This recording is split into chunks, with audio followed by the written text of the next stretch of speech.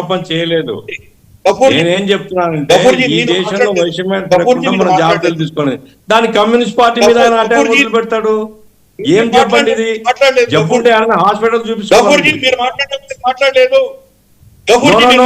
నేను మిమ్మల్ని అనలేదు. మీరు కావాలని మళ్ళీ కమ్యూనిస్ట్ పార్టీ గురించి మాట్లాడితే మళ్ళీ మాట్లాడాల్సి వస్తుంది. నేను మళ్ళీ మాట్లాడాల్సి అప్పుడు ఏమైతుంది?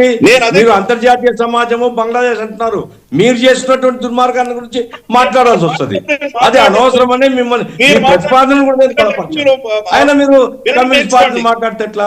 మీరు వినడం నేర్చుకోండి. నేను మాట్లాడుతున్నప్పుడు మీరు మాట్లాడినప్పుడు నేను మాట్లాడలేదు. నేను మాట్లాడిన తర్వాత మీరు ఏం మాట్లాడతారో మాట్లాడండి. ఈ రోజు నేనేం చెప్తానంటే అది సబ్జెక్ట్ చూడండి, టైం లేదు. మీరు మాట్లాడిన తర్వాత నాకు అవకాశం ఇస్తా అని ఆయన గ్యారెంటీ ఇస్తే నేను ఊరుకుంటా. నాకేం అభ్యంతరం లేదు, నేను ఊరికే ఉంటా. అప్పుడు నేను వాదన లేదని కాదు, మీ వాదనకు తగిన వాదన నా దగ్గర ఉంది. మీరు టైం ఇప్పిస్తామంటే నాకేం అభ్యంతరం. లేకుంటే కమ్యూనిస్ట్ పార్టీ పేరు చెప్పిన మాట్లాడి మీరు పినరయ్ విజయన్ కమ్యూనిస్ట్ పార్టీని తీసుకుని వస్తే నరేంద్ర మోడీని భగవత్ను తీసుకుని రావాల్సి వస్తుంది.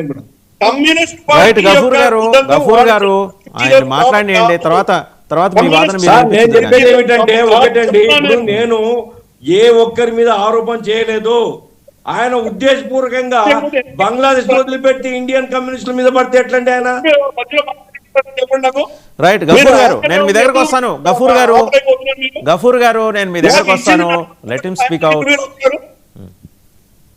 గిరిధర్ గారు మీరు మాట్లాడండి. ఈ రోజు కమ్యూనిస్ట్ పార్టీ